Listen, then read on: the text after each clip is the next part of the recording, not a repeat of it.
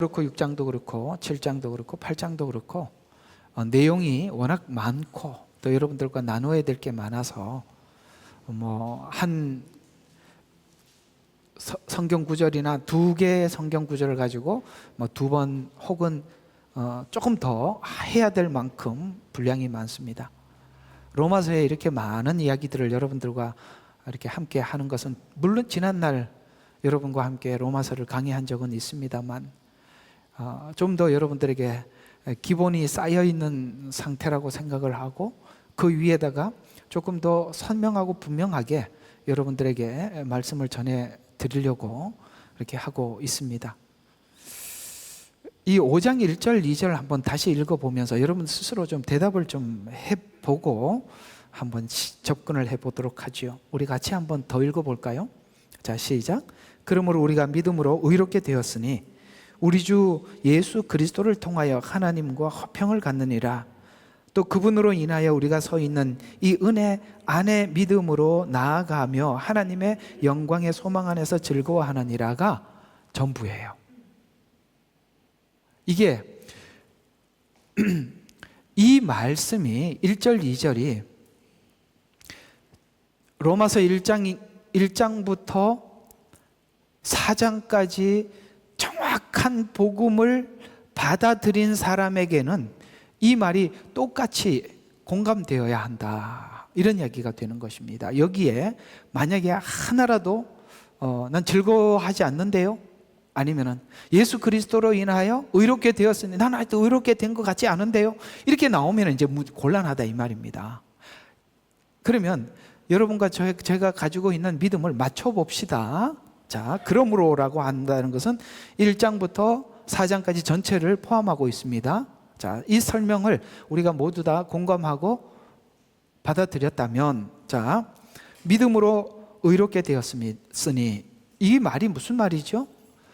유대인들은 행위로 의롭게 되려고 율법을 주셨는데 실패했다라고 분명히 말을 하고 있어요. 그래서 유대인이나 이방인이나 모두 다 예수님께서 죄를 대속하신 은혜의 믿음으로 우리가 어떻게 됐냐면은 의롭게 되었으니라는 과거형을 쓰고 있어서 4장까지 이 복음을 우리가 이해했다면 여러분은 의롭게 된 거라고 이렇게 선포를 하고 있습니다. 여러분 어떻게 해요? 한번 물어볼게요. 의롭게 됐나요? 뭘로요? 믿음으로. 이렇게 되는 겁니다. 이게 모두 다 같이 공감이 돼야 되는 거예요. 그리고 다음 절을 보시면, 자, 믿음으로 의롭게 됐는데 누구를 믿어서 그러냐면은 그분을 믿어서, 예수를 믿어서 의롭게 되었다는 것이죠. 그래서 우리가 예수님과 하나가 됐고 연합이 됐다는 것에 대해서 모두 공감하시죠. 그러니까 예수를 믿으면서도 예수님과 하나 됐다는 걸 모르면 아니라 이 말이가 하나하나 이제 끊어내자는 거예요. 의롭게 됐을까도 그것도 아닌 거예요. 아직도. 또 하나는 예수님과 하나가 됐다는 거 모르는 것도 아니라는 거예요. 그 사람은 다 아닌 거예요. 다. 그 다음 또 한번 봐요. 믿음으로 의롭게, 예수 그리스도의 화평을, 예수 그리스도를 통하여 화평을 갖느니라. 자, 요걸 이제 여기서 이제 또 어떻게 돼 있느냐면은 로마서 1, 2, 3, 4장이 전체가 하는 이야기가 뭐였냐면은 우리가 이방인들도 하나님도 몰랐다. 근데 하나님을 알려준 유대인들도 알면서도 하나님이 원하는 그 만족된 삶을 살지 못했다. 그러니까 아나 모르나 차이가 없더라, 이렇게 얘기했죠. 이해가 가요? 무슨 말이냐면 우리가 성경을 통해서 하나님을 알아도 예수를 모르면 아무것도 모르는 거다 이 말이에요. 누구는 하나님은 아는데 예수님은 몰라요. 여호와 증인처럼. 그게 아니라 이 말이에요. 그러니까 그렇게 이제 의롭게는 됐는데 지금 이제 5장 1, 2절에 하는 말이 그예요. 우리가 예수님 때문에 의롭게는 됐어요. 믿어서 의롭게 됐어요. 근데 지금 의롭게는 됐는데 실제 우리는 의로운 삶을 사느냐라는 부분에 대해서 우리께 의롭게 된 우리 모두가 아니요라는 말을 해야 정상이다 이 말이에요. 이해가 가죠? 그러면 이제 하나님은 우리를 찾아오셔서 화평으로 이렇게 연결을 이렇게 해주셨어요. 그런데 하나님은 거룩하시고 우리는 조금 전에 아까 유대인과 이방인처럼 우리 표현을 하면 시궁창에서 막 나왔다 이 말이에요. 그냥 덮어놔서 아닐 뿐이지 그거 우리가 다 알고 있다면, 그러면 이렇게 화평을 가져야 되는데 하나님은 거룩해, 너무 높아, 우리는 저 바닥에 있어요. 그러면 이 간격을 좁혀야 된다는 거죠. 그걸 하나님은 이 간격을 좁히기 위해서 모든 걸 제공해 주시고, 우리는 그 간격을 좁히기 위해서 우리는 하나님으로부터, 그러니까 아들을 주시니가 아들과 함께 모든 것을 주지 않겠느냐라는 말은 이 간격을 좁히기 위해서 하나님의 모든 지원을 아끼지 않는다. 어느 정도로 아끼지 않느냐면 아들을 준 만큼 아끼지 않는다는 거예요. 우리가 그걸 공급을 받아서 어떻게 한다? 쭉 하나님이 원하는 자리로 끌어올려지기 위해서 몸부림칠 수밖에 없는 게 구원이 아니냐, 이걸 질문을 하고 있는 거예요. 자, 이런 식으로 구원을 이해하지 못하고 나는 그저 예수 믿어서 은혜로 구원을 받았습니다, 그리고 저는 더 몰라요, 그냥 나는 예수 믿어서 구원받았습니다, 그건 오해다. 그래서 이렇게 돼 있어요. 자, 로마서 구조를 잘 보면 이렇게 돼 있어요. 5장까지가 구원을 설명하는 거예요. 5장까지가. 그리고 5장하고 원래는 8장으로 연결이 돼 있어요. 중간에 6장, 7장은 빠져 있어요. 무슨 뜻이냐면 구원을 설명하기 위해서 5장까지 설명이 완벽해. 그 다음에 그냥 계속 이어서 설명하자면 8장으로 연결을 해야 돼. 근데 왜 중간에 빠져 있냐면 간단해요. 한 장은 율법을 오해하지 마라. 그래서 율법에 대한 오해, 사람들이 율법을 오해할까 봐 그걸 정리해 둔 거예요. 또 한 장은 은혜를 악용하지 마라. 그래서 그걸 정리해 둔 거예요. 그건 주제가 다르다 이 말이에요. 빼버렸다고. 왜냐하면 이렇게 구원을 받았다, 은혜로 말미암아 하나님과 화평을 누리게 됐다, 구원을 받았다라고 하면 사람들이 야, 내가 아무리 생각해도 아닌 것 같은데 하나님이 구원을 받았다고 하니까 이렇게 해서는 부족해, 그러니 율법을 더 지켜야지. 아니다, 그렇게 하지 말라는 거예요. 두 번째, 그러면 은혜로 구원을 받았다니까 이제는 뭐 천국 가게 됐네 하고 아무것도 안 한다, 그것도 아니라 이 말이에요. 이해가 가요? 우리 가만히 사람들이 구원에 대해서 자기 나름대로 막 설명을 하는 걸 들어보면 누구는 더 구원을 받았으니까 율법이 더 강화시켜야 된다, 이렇게 얘기하는 게 오늘 여기 이야기하고 틀린다 이 말이에요. 또 하나, 누구는 은혜로 구원을 받았으니 걱정 없이 마음대로 살아도 주님은 우리를 구원하신다고 약속했으니까 구원받아서, 그것도 아니라 이 말이에요. 근데 우리가 돌아다녀 보면 이 둘에 치우친 사람이 너무 많다 이 말이에요. 여기까지는 이해가 갔죠? 그러면 은혜도 사람들이 악용을 하기도 하고 율법도 악용을 하는데, 지금 은혜를 악용을 해서 만민구원론,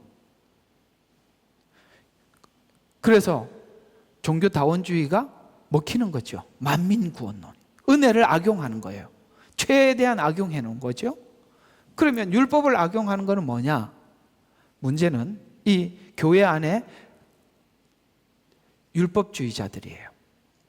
율법주의자는 뭐냐? 자, 잘 들어봐. 오늘은 참 머리 쥐날 때 맨날 이렇게 어려운 것만 설교하라 그래서 저도 힘듭니다만, 근데 이게 진짜 또 복음이, 여러분들 이걸 알아야 복음을 넘어가는데 이걸 모르면 계속 거기서 헤매니까 꼭 해야 되는 이야기 중에 하나가 뭐냐면 이런 거예요.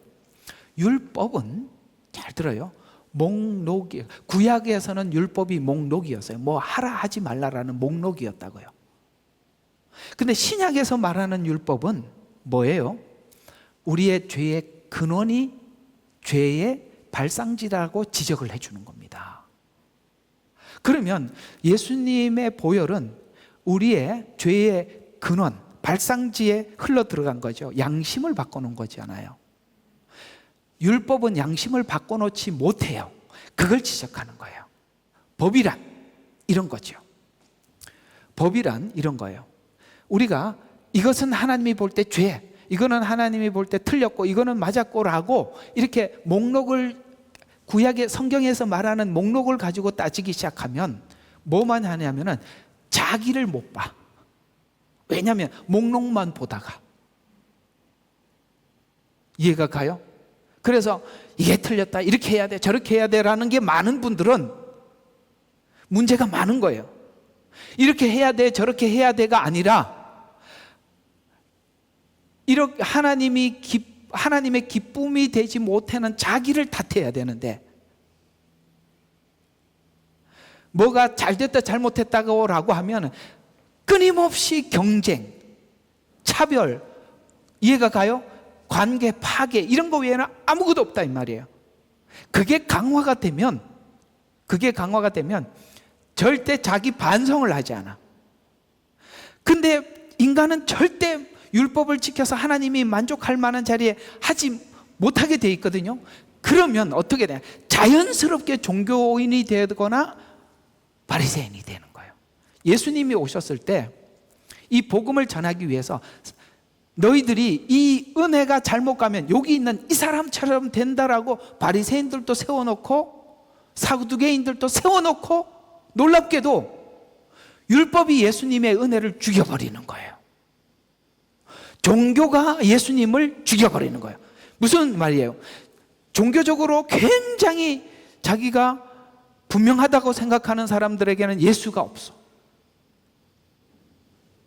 또 굉장히 율법적이고 분명한 신앙생활을 하는 이런 사람들에게도 예수님이 없어. 이상하죠?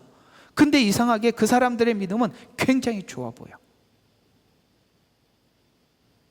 이렇게 두고 보면 율법에 대해서, 은혜에 대해서도 엉터리로 이해하는 구원자들이 많은가 하면, 또 신앙생활을 뭐 좀 한다는 분들도 보면 이게 바리새인이고 한쪽은 사두개인이네. 그러니 잘해도 이상하고 못해도 이상하고 이상한 거예요, 우리가 볼 때.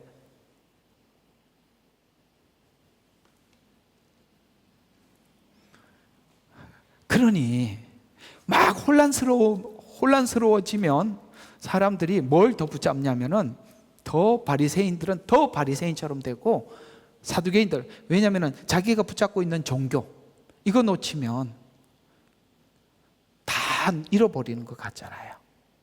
더 강화가 되는 거고. 그래서 이 혼란한 틈을 타서 우리는 더더욱 복음을 배워야 하고, 복음 앞에 여러분들이 굳게 서 있지 않으면, 이제는 미혹도 너무나도 다양하고, 그리고 사람들이 질서가 잡혀 있을 때는 그래도 자기를 다스려, 사람들이. 내가 마음에 싫어도 하고. 그런데 무질서해지면 내가 단어들이 이럴 때는 이런 말밖에 안 생각이 나요. 다 개판인데 나 하나 잘한다고 뭐 있겠어? 라고 자기 본성 그대로 다 드러내는 거예요. 지금 세상은 지금 그렇게 가고 있는 겁니다. 우리나라도 그렇게 돼가고 있는 것입니다. 이게 이제 무슨 질서가 있고 법치가 있고 기준이 어디 있어요? 막 무너지고 있는 거거든요. 아마 이것이, 이런 사회적인 질서가 무너지는 것들이 가정에도 찾아올 것이고 교회에도 찾아올 것입니다. 이제는 참 이게 목양하면서 상처가 되는 게 뭐냐면, 그래도 이렇게 올 때는 기쁘게 와고 갈 때도 기쁘게 가야 되잖아. 서로 간에 이게 질서가 깨진 거예요. 서로 간에 기본도 없고 예의도 없고 막 그렇게 돼가는 거예요.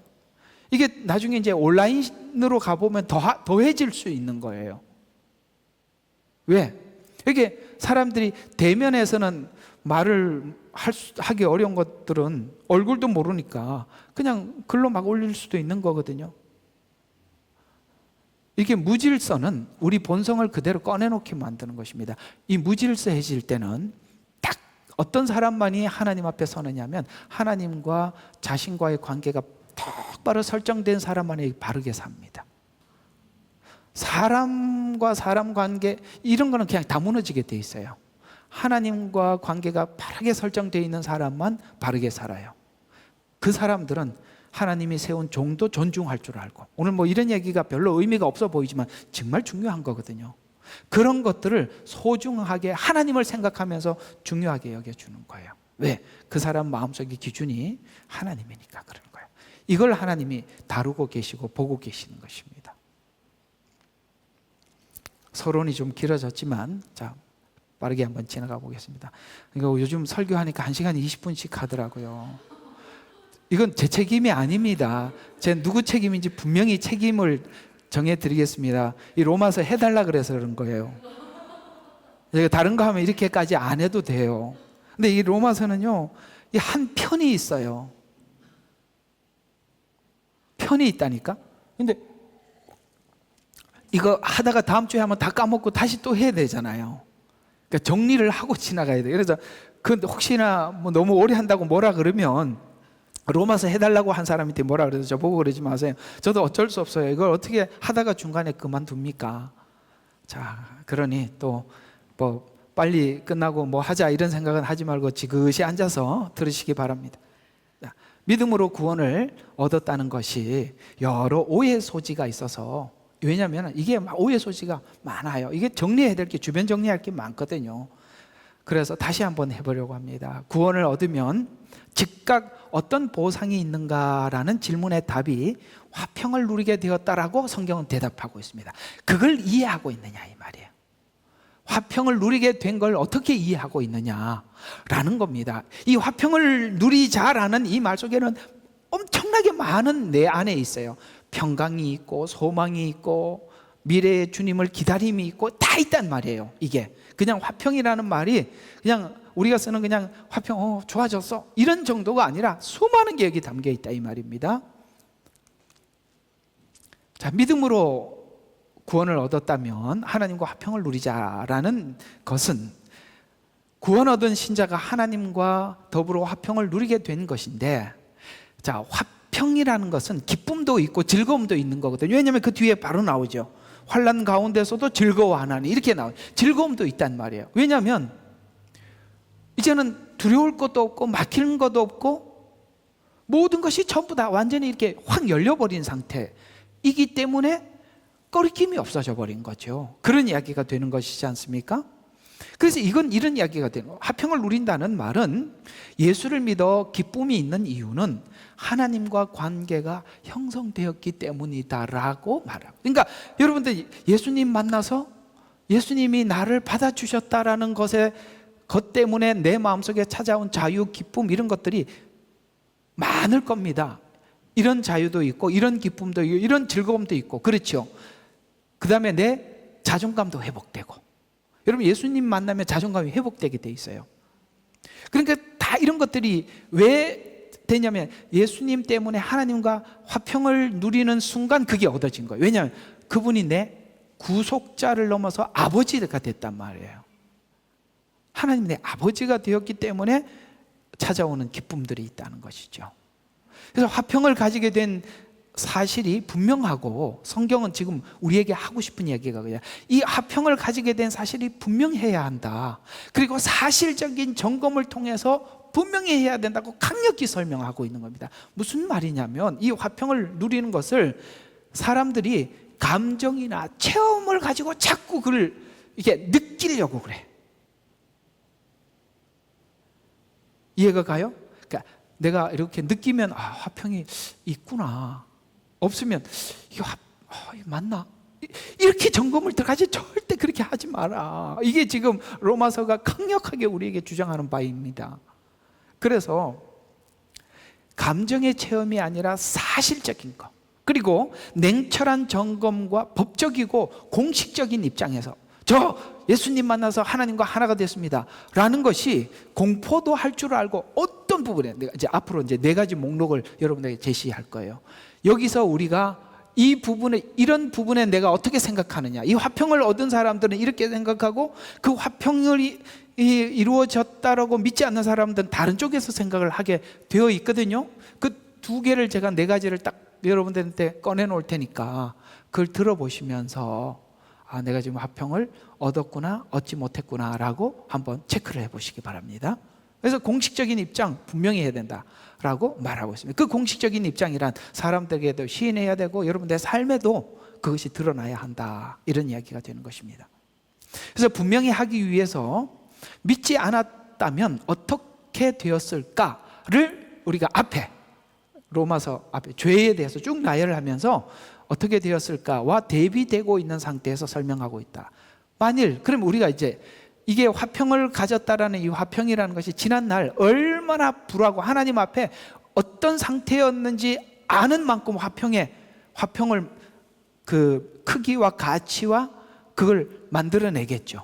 근데 앞에 걸 모르면 화평이 됐던 그분 저분하고 나하고 화평 뭐가 유익이 있는데 이렇게 되지 않겠어요?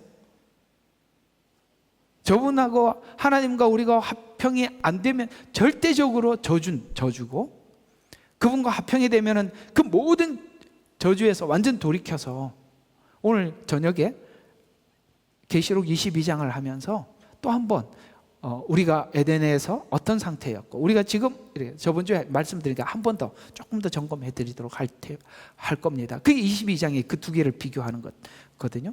그래서 대비되고 있는 상태에서 설명하죠. 그러면 만약 우리가 예수가 없었더라면 이런 사람이었겠죠. 에베소서 2장 1절과 3절에 보면 허물과 죄들 가운데 죽었던 과거형입니다. 그렇죠? 그래서 그가 살리셨으니 전에는 너희가 그것들 가운데서 이 세상의 풍조를 따르고 공중 권세의 통치자 곧 지금의 불순종 자녀들 안에서 역사하는 영을 따라해. 여기 많은 거 담겨 있어요. 이미 죽어 있었다. 죽은 사람을 어떻게 살려? 그러니까 죽은 사람에게 복음을 들려주려면 일단은 뭐부터 해놓고 해야 돼요? 살려놓고 해야 되는 거예요. 죽은 사람한테 예수님이 당신 그 얘기 무슨 소용이 있어요? 죽었던. 그러니까 우리가 몸은 육체는 멀쩡하게 살아서 있지만 영은 죽은 상태이기 때문에 복음을 제시를 해도 듣지를 못하는 거예요. 왜? 죽어 있어요. 그러니까 여러분들 전도하면 이게 못 알아듣잖아요. 간혹 알아듣는 건 하나님이 역사해서 그 사람이 열려서 듣는 거예요.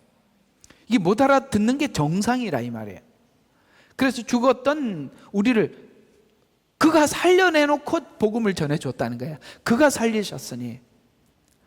왜 우리가 못 알아들었느냐? 그것들 가운데서 세상의 풍조를 따르고, 왜냐하면 세상의 법, 문화 이게 원래 사람이 태어나면 호주에서 살면 호주 문화가 있고 한국에는 한국 문화가 있고 저 인도 가면 인도 종교가 있고 문화가 있듯이 원래 인간이라는 것이 이렇게 사는 것 같다, 이렇게 생각하는 거 맞지요? 우리가 옛날에 하나님 몰랐을 때 당연히 그렇게 사는 거예요. 그걸 이야기하는 것입니다. 세상 풍조를 따르고. 근데 알고 보니까 영을 발견하고 나니까 공중권세 통치자 지금 불순종하는 자녀들 안에서 역사하는 영이 나를 지배하고 있었다. 이게 다 발견한 거예요. 이건 누가 발견하겠어요? 하나님이 우리를 살려놓고 보여주지만 아무도 몰랐을 텐데 우리가 그 상태에서, 그러니까 우리가 구원받고 난 뒤에서 반드시 필연적으로 알아야 될 것은 과거에 이 상태였다라는 것을 아는 만큼 하나님과 화평이 된 것의 가치를 누리게 되는 것이죠. 그들 가운데 우리 모두가 이전에 우리의 육신의 정욕들, 이게 전부 다 왜 죽었느냐? 내 마음대로 육신의 정욕, 그 다음에 육신의 마음의 욕망들을 이루어 다른 자들과 마찬가지로 본래 진노의 자녀였다. 이게 문제는 자녀였다는 말이 붙어 있어요. 우리는 하나님 앞에 약속의 자녀예요. 근데 저 사람들은 하나님이 버린 자가 아니라 자녀예요. 근데 무슨 자녀예요? 이제 끝나고 나면은 진노밖에 안 남아있는 자녀가 됐다. 우리도 똑같은 상태에서 하나님 앞에 돌아왔다. 여러분, 이걸 모르면 하나님과 화평되었다라는 말이 무슨 우리 의미가 있겠어요? 그래서 믿은 후에 믿지 않았을 때와 둘을 대조해서 설명하는 이유는 믿지 않았더라면 하나님의 진노의 자녀였다라고 성경을 소개하면서 먼저 구원받기 전 하나님과 어떤 사이였는가를 알지 못하면 하나님과 가까워졌다는 것이 어떤 가치인지 알지 못합니다. 화평을 갖게 된 것도 하나님이 간섭하지 않았다면 진노의 자녀로 진노가 기다리고 있는 상태를 알고 화평을 누리는 상태였다고 말씀하고 있습니다. 회개도 죄인이었다는 것을 알고 용서를 받았다는 것을 알고 회개의 은혜를 알라는 것입니다. 여러분, 회개는 이게 있어요. 우리는 전부 이거 회개를 너무 추상적이고 피상적으로 사람들인데 설명을 해놨어요. 회개는 누구만 하느냐 하면은 죄인이라는 걸 아는 사람만 하는 거고요. 회개는 또 누가 하는 거냐면 누구에게 죄를 지었는지 아는 사람만이 하는 겁니다. 만약에 내가 잘못 살았다는 걸 아는데 그걸 내가 잘못 살았다는 걸 알면 내가 나한테 자기 반성으로 끝나는 거예요. 그러나 내가 잘못 살았다는 것을 하나님을 알면 내가 그분께 잘못 살았다고 아는 거예요. 그래서 회개는 여러분 자기가 자기 자신에게 그렇게 얘기하는 건 회개가 아니에요. 대상이 없는데 무슨 회개예요? 자기가 자기인데 후회예요.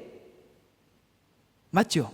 그럴 때는 내가 자신에게 내가 잘못했습니다. 내가 이때까지 잘못 살았네. 이걸 회개라는 말을 쓰면 안 돼. 대상이 없는데 후회. 똑같이 잘못을 해도 가룟 유다는 예수님을 몰랐기 때문에 후회로 끝난 거예요. 베드로는 대상을 알았기 때문에 회개한 겁니다. 다르다는 거예요. 그래서 회개도 죄인이었다는 상태를 알고 용서를 받는 거예요. 그것을 알고 회개의 은혜를 알라는 것입니다. 화평도 회개도 하나님 간섭이 없었다면 아무도 몰랐을 것이며 이것이 감정적으로나 추상적으로 이해되는 것을 로마서는 극도로 경계하고 있어요. 추상적이 되지 마라. 또 예수를 몰랐더라면 주를 모르는 자연인의 모습처럼 존재했을 것이다. 로마서 1장 21절. 본래 인간은 하나님을 알되 창조가 그냥 생긴 게 아니라 주인이 있더라. 알더라도 또 양심을 통해서 하나님을 알더라도 인간은 알아도 뭘 하느냐면 마음에 두는 것은 싫어해. 나는 그런 게 보면 은혜는 받아도 이 교회는 다니기 싫어. 이해가 가요? 인간은 그렇대요. 왜? 은혜는 여기서 받고 장사는 저쪽 교회에서 해야 되니까. 요즘 나온 그 데이터가 있어요. 은혜는 저 교회에서 받고 몸은 이쪽 교회를 다녀. 왜 그렇게 하냐 물어보니까 이 교회에 다녀야 자기 영업이 풀리니까. 근데 여기는 은혜는 또 다른 데서 받는 거예요. 똑같은 거예요. 하나님을 알되 마음에 두기 싫어하는 거. 자기 필요와 유익에 따라 사람이 움직인다. 그래서 본래 인간은 하나님을 알아도 마음에 두기를 싫어하는 존재예요. 근데 구원은 하나님 마음에 두기를 좋아하는 상태가 됐다는 게 구원이라는 거예요. 아무리 그게 내게 불이익이 되고 손해가 되더라도 십자가를 지고 자기를 부인하는 것은 사람이 가지고 있는 본성이 아니라 이 말이에요. 그게 손해가 되더라도 뭐 하기로 결정한 거, 주님을 따라가기로 결정한 거, 하나님의 질서에 순복하기로 한 거, 이게 정상이라 이 말이에요. 여러분, 이게 얼마나 어긋나 있는 것인지 아시겠습니까? 여러분들 진짜 제대로 신앙이 정상에 서서 박히면 지금 우리가 이렇게 이중적, 삼중적인 이런 생활, 이거는 아닌 거예요. 그거는 언젠가 또 사단이 어떤 방법으로 또 빼갈걸요. 보세요, 빼갑니다. 사단의 전략은 자기가 할 수 있는 지금까지 모든 전략을 다 동원하는 것입니다. 여러분, 우리가 하나님 앞에 모든 것에서 정직해야 돼요. 꺾임이 있어서는 안 되는 거예요. 사람이 기회주의차처럼 저렇게 움직이는 거, 그 기회주의 언젠가는 탈이 나게 되어 있습니다.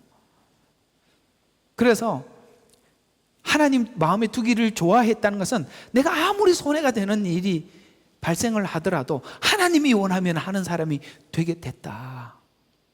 달라졌다는 겁니다. 바로 이런 신앙의 초점을 예수님을 보내신 깊은 통찰력을 갖는 중요한 확인이에요. 예수님을 보내신 그 깊은 통찰력이 믿음이 되고 예수님이 간 길을 따라가는 거예요. 예수님이 단 한 번도 자기 유익된 길을 따라간 적이 없어요. 맞죠? 예, 바로 그거예요. 그렇게 가야 정상적으로 간단 말이에요.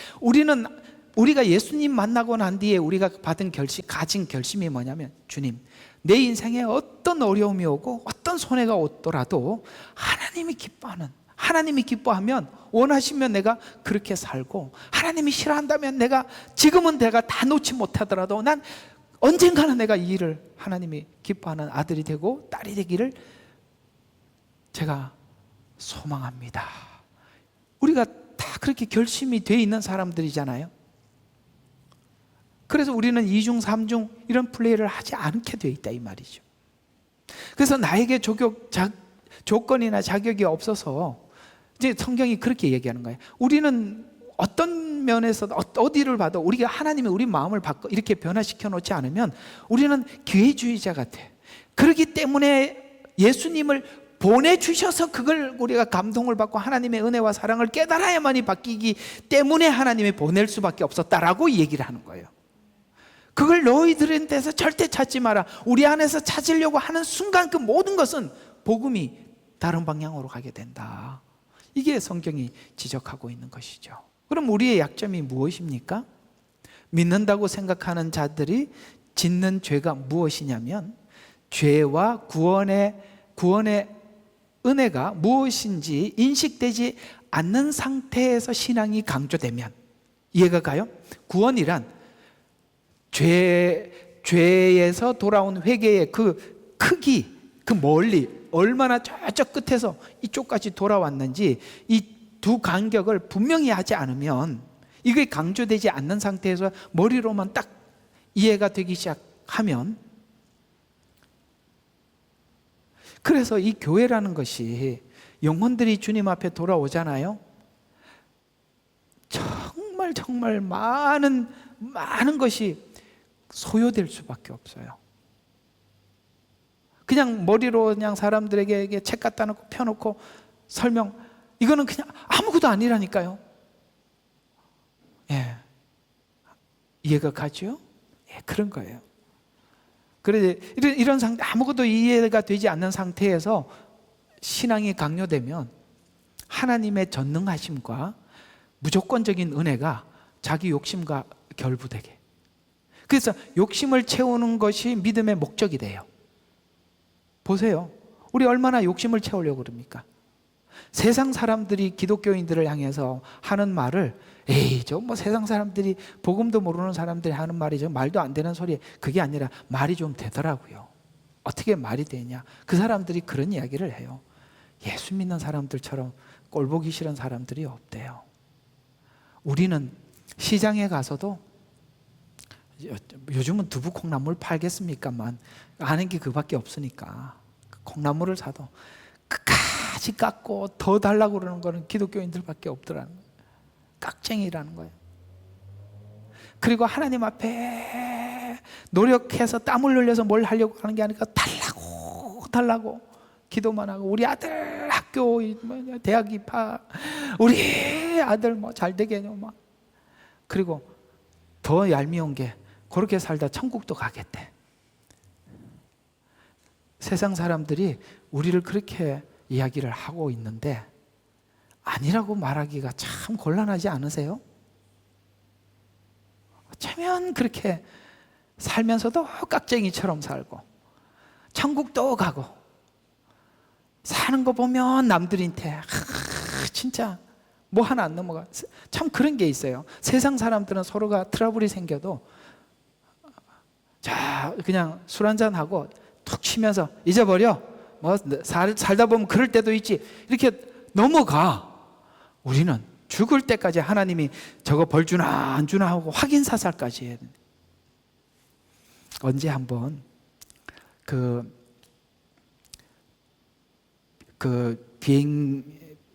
비행기 운영하는 사이트에서 가장 다루기 힘든 고객 순위를 매겼어요. 자, 여러분 놀라지 마세요. 세 번째가 어디라 그러더라? 세 번째 들었는데 깜빡 잊어버렸고, 두 번째가 인도. 일본이 코리안이래요. 예, 한국 사람이래요.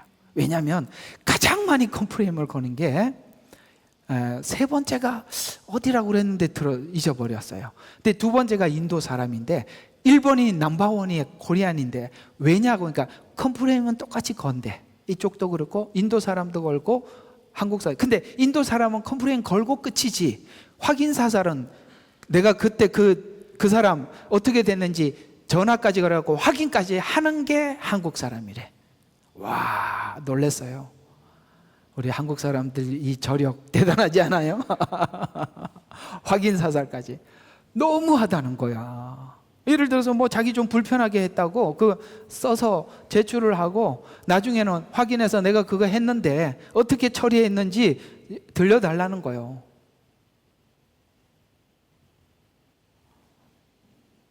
우리는 그런 민족성을 가지고 있대요. 무섭지요? 사실 교회 안에 일어나고 있는 수많은 문제들도 이런 민족성 때문에 일어나는 거라고 생각이 듭니다. 보세요. 그냥 꼭 보면은 이렇게 얘기를 하면 그래요. 내가 아무기 A라는 교회를 다녔는데 그 목사하고 나하고 한 방 붙었잖아. 근데 내가 아무리 얘기도 말을 안 들어서 쫓아나와서 기도했지. 하나님 저거 고쳐달라고. 그랬더니 어느 날 그 목사가 병원에 가니까 암 진단을 받았대. 어때? 내가 맞았지? 이게 인간이라고요. 내가 너무 많이 그런 얘기를 들어서 우리가 얼마나 속이 더러운지 알게 되었어요. 우리가 그런 인간이에요. 믿어도 그랬대. 왜요? 우리가 교리적으로 이해를, 내가 어떤 죄의 가운데 얼마나 더러운 인간이었는데 하나님 나를 구원하셔서 이렇게 만들어준 거, 그걸 잊어버리니 우리가 교회 와서도 머리로만 예수를 아니 하나님이 내게는 뭐가 되냐, 나를 인정해주고 나 괜찮은 사람이라고 하나님 확인해주는 그런 사람이, 그런 사람으로 저를 하나님 사람들인데 이렇게 써주세요, 알려주세요. 그거밖에 없다고요. 그 말이에요. 욕심을 채우는 것이 믿음이 목적이 되고 욕심과 자랑이 밑바탕에 깔린 믿음이 된다. 그러나 여러분 필연적으로 알아야 할 것을, 교만과 자랑은 사단이 쓰는 겁니다. 그래서 자랑을 위한 신앙은 올무가 됩니다. 사단이 항상 그런 사람들을 써요. 자랑하고 싶은 사람, 이렇게 그거 군대 가보면 훈련 받는 중에 아주 그 강한 훈련 중에 하나가 뭐가 있냐면 철조망을 끼요. 철조망을 길 때 진짜 엄청난 훈련을 할 때는 철조망 위로 총을 막 쏴요. 그 뭐 엎드릴 수밖에 없죠. 서면 다 죽는 거야. 사단은 딱 그 높이가 있어요.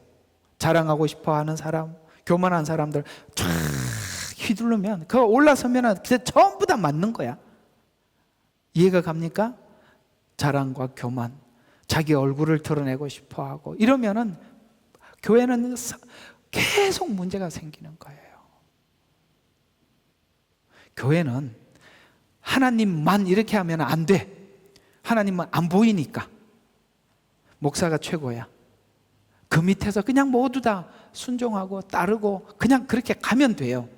맞든 틀리든 간에 좀 그런 거는, 좀 안 맞는 거는 목사님 방침이 그렇구나, 따라가야지.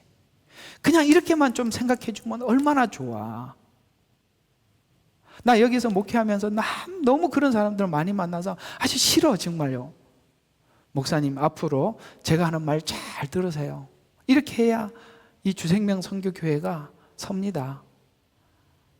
내가 하도 그런 사람들 많이 만나서 아주 무서워 죽겠어요. 그리고 나 그런 사람들은 그냥 교회에 있어봐야 불러만 일으켜. 그 사람들은 어느 시간이 되니까 다 가더라고요. 그러니까 나 저 갈 준비가 됐습니다. 저는 그렇게 들린다고요. 절대 그렇지 않아요.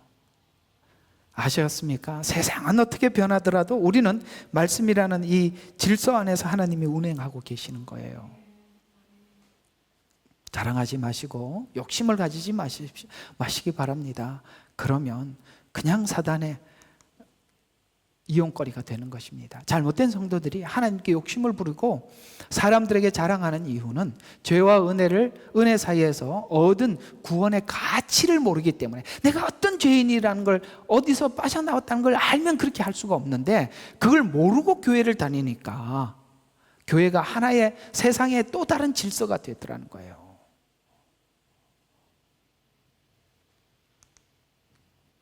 그래서 우리는 이런 점검이 필요해. 오늘 4가지 점검. 자, 첫 번째, 하나님과 화평하게 되었다는 걸 믿는다면 우리 마음속에 내가 내 양심이 하는 고소에 대해서, 내가 내 양심이 나에 대해서 고소를 할 때 네 마음에 흔들림이 있냐, 이런 질문을 하는 겁니다. 여러분 어떠세요?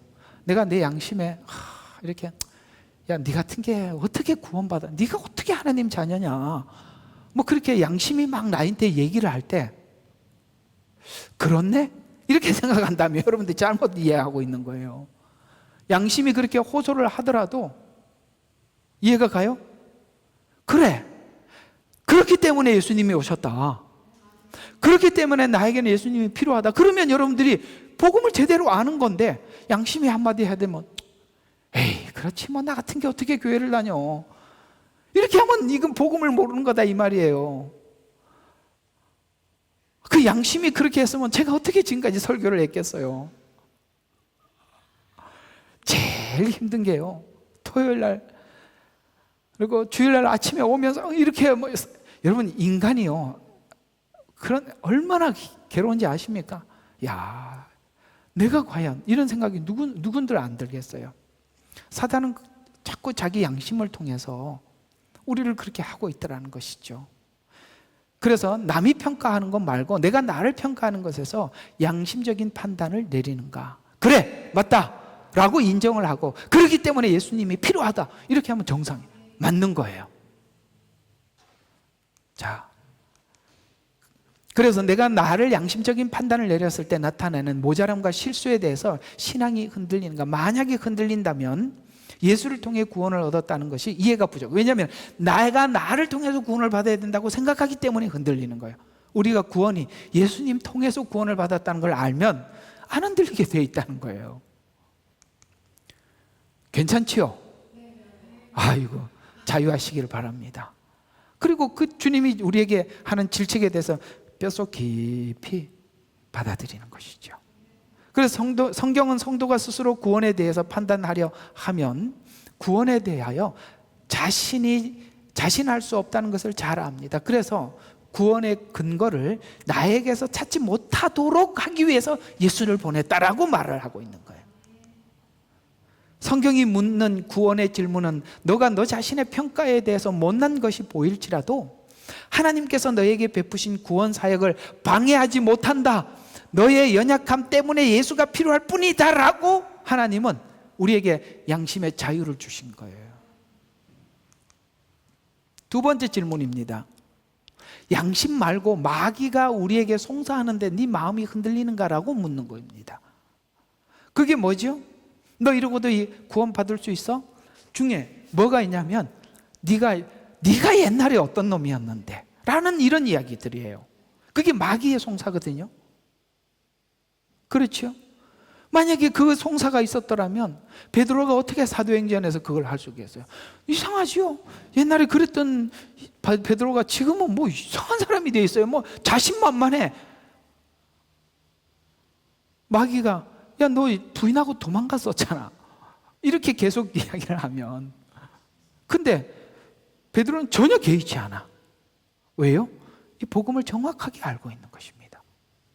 바울에게 그렇게 말을 했더라면 야, 네가 스데반을 죽인 자 아니냐, 이런 말을 그게 계속 마귀가 그렇게 송사를 했더라면 바울이 그렇게 1, 2, 3차 전도 여행을 할 수가 있었겠어요? 중간에 포기했겠죠. 여러분, 우리가 더 이상 마귀의 송사에 우리가 기죽을 필요가 없어요. 우리의 자존감은 하나님 안에서 사랑받고 있는 자녀라는 걸 알 때 모든 게 회복이 되는 거예요. 그걸로 억눌러 놓은 거거든요. 그래서 우리가 과거에 큰 실수가 있을 수 있어요. 또 과거 때문에 큰 죄를 짓지 않았던 사람이 우리가 사실 없었기 때문에, 우리는 과거에 큰 죄인이었습니다. 사단이 이렇게 공격할 수 있어요. 너는 죄의 너의 죄는 인간의 탈을 쓰고 할 수 있는 게 아니다. 생각해보면 그런 게 많다니까. 나 인간, 그래, 내가 인간으로서는 그럴 수는 없는데, 그렇지, 내가 인간, 그를 부를 수는 없지. 이런 게 있더라, 이 말이죠. 그러면서 뭐라고 사단이 설적 송사를 하느냐면, 야, 그게 회개만으로 가능하다고 생각하느냐? 그래서 회개 말고 다른 걸 하게 해요.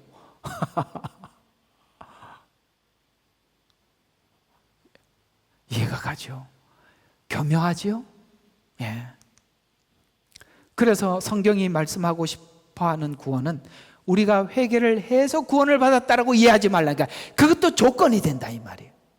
회개해서 구원을 받는 게 아니라 예수를 보내서 구원을 받았다라고 방향을 하나님 쪽에 설정해 두라는 거예요. 율법을 지켜서 구원을 받았다, 회개를 해서 구원을 받았다, 그것도 별 차이가 없는 거라고요.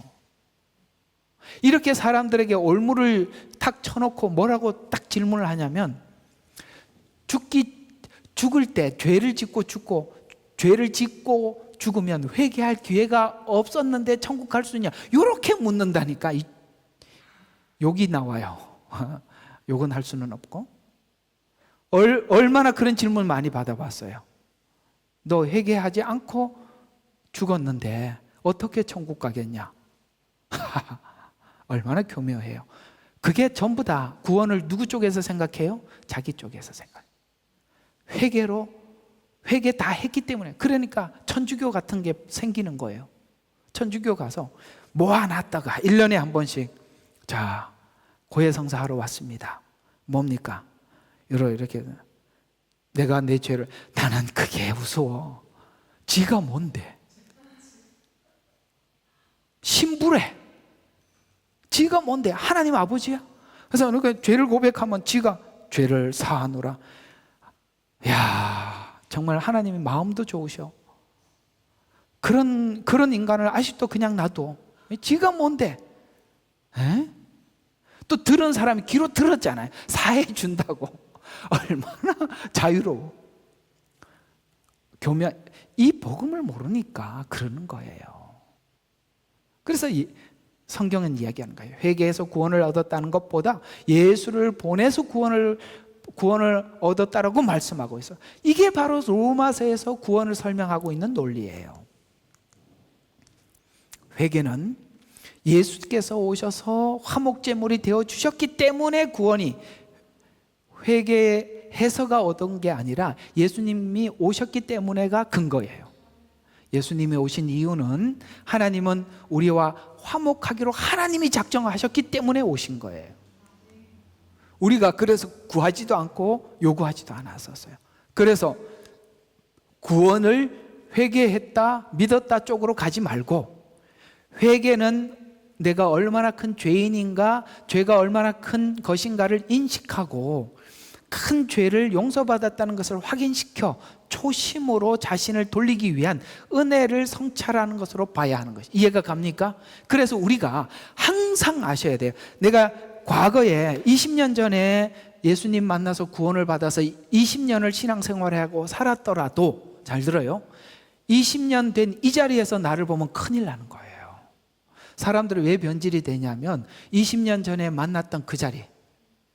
그래서 라오디게아 교회에게 처음 사랑을 생각해 보라는 거예요. 왜? 자기들은 지금 이 지점에서 하나님과 자기 관계를 보거든요. 그래서 우리가 변질되어 있는 거예요. 항상 우리는 신앙생활을 어디서 해야 되냐? 하나님께서 야복강 나루터에서 아주 그냥 딱 부러뜨려 버리잖아요. 왜? 야곱은 잘 잊어버리니까 걸을 때마다 야복강 잊어버리지 않게 하나를 아주 부러뜨려서 잊지 못하도록 흔적을 남겨놓는다. 꼭 여러분들과 저도 이렇게 흔적이 남겨져야 알겠습니까? 없어도 그걸 가지고 신앙생활을 하는 거예요. 주를 만난 그날을 가지고 오늘까지 온 거예요. 그러니까 오늘 또 언제를 돌아가냐? 그날로 돌아가야 되는데 그날은 까맣게 잊어. 옛날에 얼마나 죄인이었는지. 그럼 내가 지금 완전한 사람이 됐다. 그래서 사람이 직분을 딱 옷을 입혀놓으면, 가운을 입혀놓으면 이러고 다녀요. 그러니 얼마나 위험하냐 이 말이에요. 아시겠어요? 예. 우리가 처음을 생각해 보면 이럴 수는 없어요. 사람들의 관계도 그렇고, 그렇지요? 이럴 수는 없어요. 어느 순간이 되면 뭐가 올라온 거죠? 자랑이. 자기 이름이 올라온 겁니다.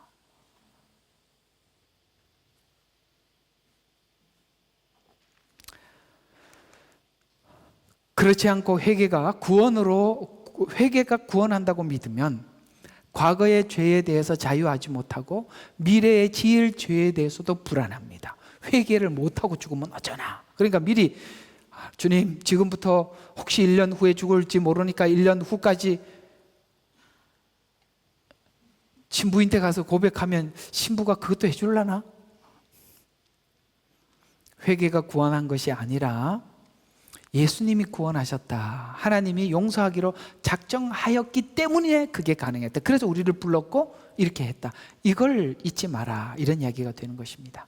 세 번째, 하나님과 화평하게 되었다라는 질문 앞에 우리 세 번째 우리 스스로 물어봐야 될 것이 뭐냐면 죽음에 대한 이해가 어떠냐라는 질문입니다. 여러분,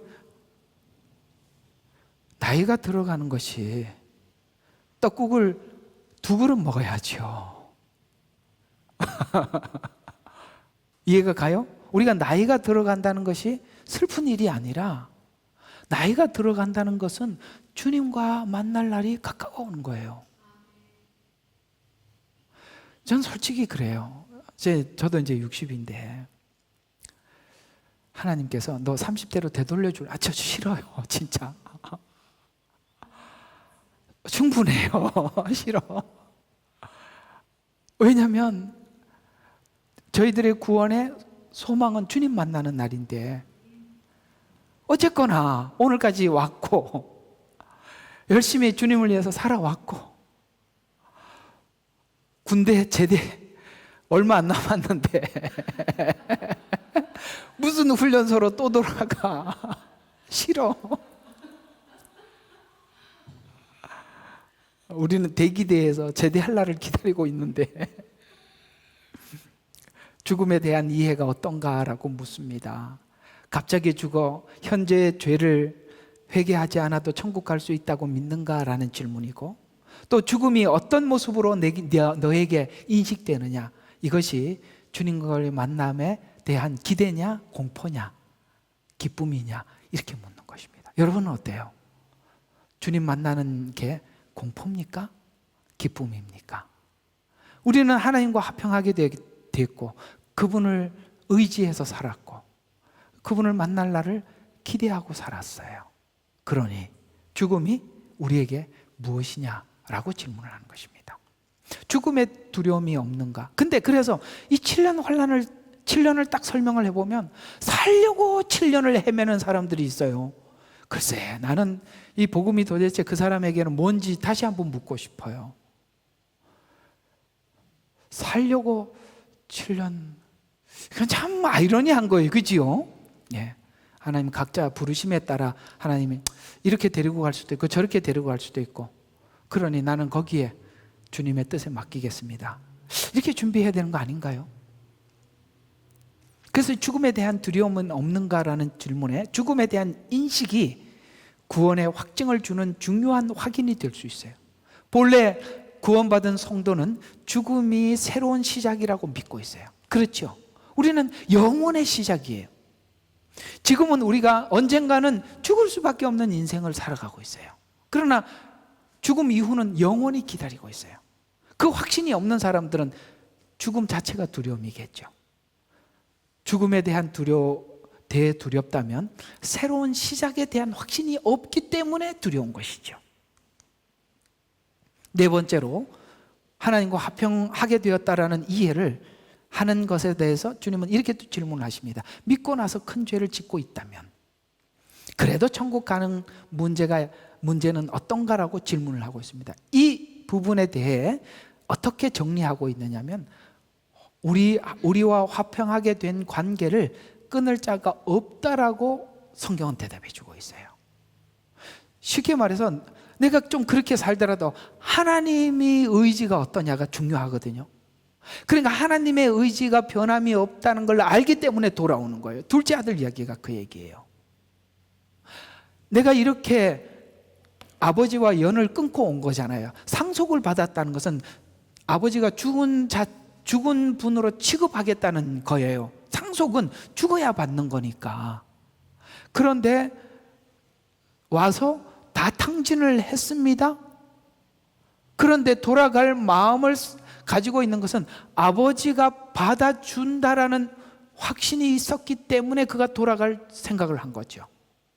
실제 돌아갔더니 여전히 하나님은 네가 이렇게 했으니까 그래 종으로, 그래 당연히 너 종으로 받아주는 것만 해도 고막 이렇게 한 게 아니라 당연히 또 아들로 받아줍니다. 이게 무슨 뜻이냐? 하나님의 의지는 변함이 없었다, 이런 이야기를 하는 겁니다.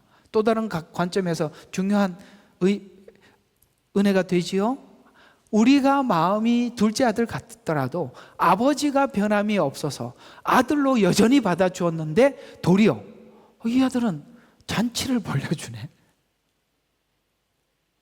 근데 그 아버지가 두 마디 하는 거 기억하십니까? 내 아들은 잃었다가 얻었고 죽었다가 살았다. 요걸 첫째 아들은 몰라. 둘째 아들은 나는 잃었다가 찾았고 죽었다가 살았다. 요게 우리의 은혜의 문인 거예요. 우리는 죽었던 사람이고 잃었던 사람이에요. 그걸 찾은 거예요. 그러면 하나님의 의지가 변함이 없는 한 아버지께 돌아가면 여전히 아버지는 둘째 아들을 받아준 것처럼 받아줄 것이다 라는 믿음이, 내가 믿고 나서 큰 죄를 짓는다면 둘째 아들처럼 하나님은 여전히 받아주신다라는 이 마음이 죄를 지으러 가자라고 하게 합니까? 만약에 죄를 지으러 갔던 사람도 돌아오게 하는 힘이 있고 돌아온 사람은 다시 안 나가는 힘을 갖게 되는 거지요. 이걸 악용하지 않습니다. 그래서 로마서 4장 4절 5절에 성경은 이렇게 구원을 설명하고 있습니다. 일하는 자에게는 보수가 은혜로 여겨지지 않고, 일한다는 것은 하나님 앞에 회개했다, 율법을 지켰다, 이거는 일하는 자에게 보수가, 그런 사람들에게 일한 만큼 줬는데 그걸 은혜라고 말하는 사람 아무도 없다. 맞지요? 보상이죠. 그래서 우리가 구원을 보상으로 보지 말라는 거예요. 그 말이죠. 일하는 자에게 그 보수가 은혜로 여겨지지 않고 빚으로 여겨지면, 행함이 없어도 불경건한 자를 의롭다 하시는 그분을 믿는 사람에게는 그의 믿음을 의로 여겨지는. 누가 의롭다고요? 뭔가를 해서 의를 얻자고 하는 사람은 의가 없고, 아무 의가 없는데도 믿어서 의롭게 된 사람에게는 하나님이 의로 여긴다라고 말씀하고, 그래서 예수님이 오셨을 때 우리의 의를 보상해 주세요라고 팔짱 끼고 있었던 바리새인에게 누구에게도 찾아가지 않았고, 나 죄인입니다, 나는 어떻게 사람들인데도 모두 공개된 죄인입니다, 그들에게 찾아. 그래서 사람들이 이상하다, 예수님이 오셨는데 저 사람은 어떻게 죄인의 친구인가? 왜 우리 같은 의인은 알아주지 못하지? 라고 했던 거 그 얘기예요. 행함이 없어도 불경건한 자를 의롭다 하시는 그분을 우리는 그분을, 나는 아무것도 행한 게 없어요. 근데 우리 주님 이름을 부르니까 우리를 의롭다 하신 그분을 우리가 믿는 것입니다. 로마서 8장 1절과 2절. 그래서 이 5장이 8장하고 연결이 된다 그랬잖아요. 그래서 그럼 그리스도 예수 안에 있는 자들에게는 정죄함이 없나니, 요거 나중에 한번 되게 다룰 거예요. 여기에 많이 오해가 되는 이야기거든요. 그건 얘기가 너무 길어서 저녁 시간에도 이어주려고 그래요. 이거 굉장히 중요한 이야기가 있어요. 제가 한국 가기 전에 할 겁니다. 그러니까 오늘은 그냥 지나가면서 들읍시다. 그리스도 예수 안에 있는 생명의 성령의 법이 죄와 사망의 법에서 나를 해방시켜 주셨다. 그 다음에 로마서 8장 39절에는 우리 주 예수 하나님의 사랑에서 떼어놓을 수 없다. 누구에서? 자꾸 하나님 쪽에서 보죠. 하나님 사랑에서 떼어놓을 수 없다, 이렇게 우리가 이해하게. 이 문제를 놓고 하나의 결론을 내리는데 이것이 하나님과 더불어 화평이 있는가라는 거예요. 요한일서 4장 16절과 19절에 보면 하나님이 우리를 향해 가지신 그 사랑을 우리가 어떻게 해서 알고 믿었다니까요. 사랑을 알고 믿는다. 그러니까 믿음은 사랑을 아는 믿음이다. 이렇게 되는 것이죠. 사랑 안에 거하는 사람은 하나님 안에 거하고 하나님께서도 그 사람 안에 거하느니라. 하나가 됐다, 합체가 됐다는, 이게 오늘 화해되었다라는 표현으로 하고 있는 것입니다. 우리는 이렇게 우리의 사랑이 온전하게 되었나니, 그래서 우리가 신앙이 사랑도 온전하게 되었고 믿음도 온전하게 된 거예요. 그럴 때 이게 온전한 믿음이 되는 거라 이 말이에요. 이는 우리로 심판날에 뭐를 하냐? 하나님 앞에 가는 게 담대하게 하려 함이라. 아시겠어요? 떳떳하게 하나님 앞에 가게 하려 함이라. 이는 그분이 그러한 것과 같이 우리도 이 사랑이 그러하기 때문이라. 사랑 안에는 그래서 담대하되 두려움이 없나니. 이런 말이 그래서 같이 쭉 이어서 나오는 것입니다. 온전한 사랑은 두려움을 내어 쫓느니라. 이는 두려움에는 고통이 있어요. 구원 못 받으면 어쩌지, 심판 받으면 어쩌지, 라는 고통이 있는 거예요. 이런 고통을 사단이 이용해서 사람들을 속이는 거예요. 우리는 담대해. 무슨 말을 해도 꺼리낌이 없어. 왜? 하나님이 나를 사랑하는 것에 대해서 조금도 우리가 의심이 없다는 것이죠. 그래서 18절에 사랑 안에는 두려움이 없다. 하나님 앞에 내가 형벌의 대상이 아니라 사랑의 대상이라는 것에서 두려움이 없다. 오직 하나님이 우리를 사랑하셨기 때문이고 구원하셨기 때문에, 법적 차원에서 구원이 아니라 사랑이 그 기반이 되어서, 법적 차원으로 이해하는 것은 교리적으로 이해하는 거고, 이해가 가요? 근데 그 교리적으로도 우리가 세워져 있지만 그 교리가 하나님이 우리를 사랑하는 것, 사랑이 어떤 것인지 아는 그 교리 안에서 우리가 믿음이 확증되어 있다는 거예요. 주의해야 될 것은 거짓된 화평을 가진 사람이 있을 수 있어요. 화평이 아닌데도 화평이라고 있을 수 있어요. 그 특징은 하나님과 관계 안에서 의심과 고민과 불안이 없다는 것은 비정상이라. 이제 무슨 말이냐, 이게 제가 이제 예수 안에서 사는 사람들 마음속에는 자신감이 있다고 아까 말씀을, 두려움이 없다 그랬죠. 그럼 두려움이 없는 것과 내 두려움이 없으면 의심도 없고 고민도 없고 불안도 없느냐 라는 질문을 하면 없습니다라고 말하면 아무 생각 없는 사람이다 이 말이에요.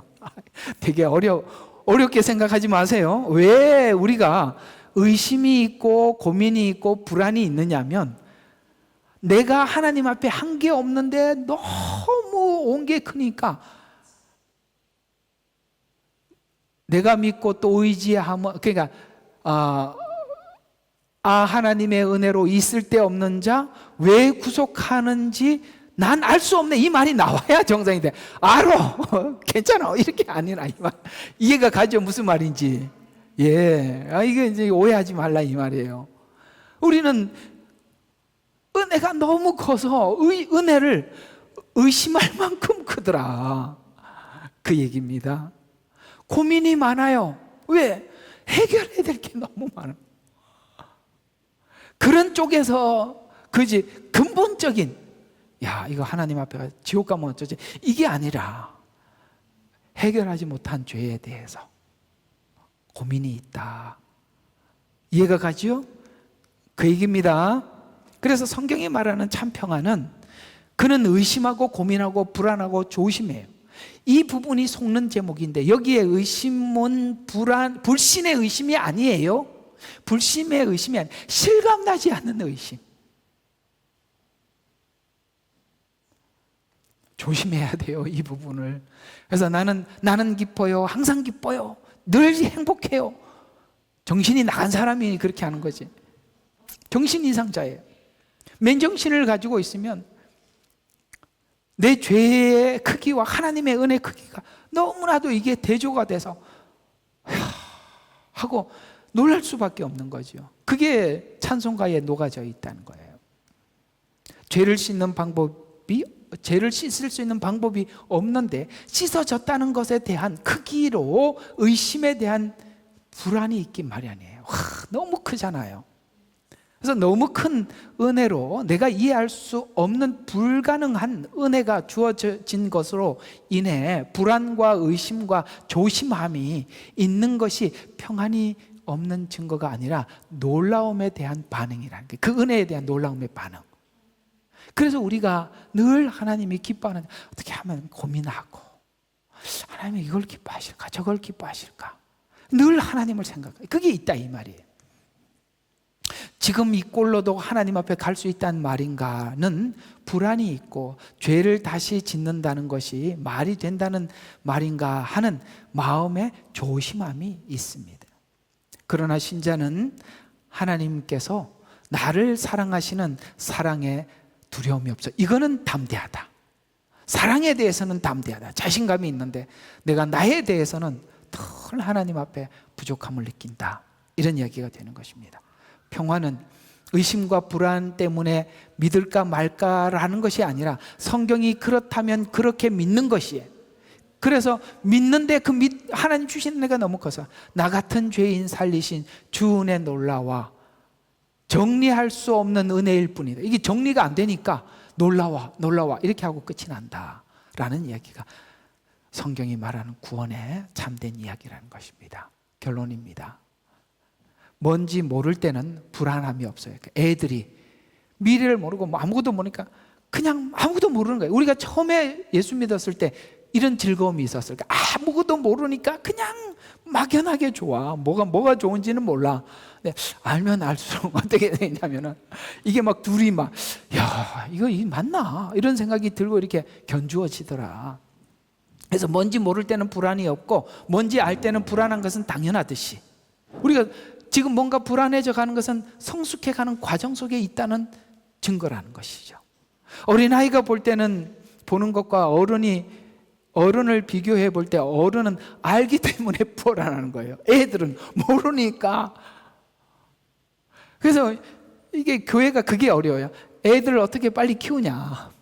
영적으로 막 태어난 사람, 좋아서 나는 기뻐요, 나는 즐거워요, 교회 와서 맨날 즐거운데 보면은 이것도 해결해야 되고 저것도 해결해야 돼. 너무 많은데 이걸 손을 대려고 그러니 나는 풀인데 왜 그러세요?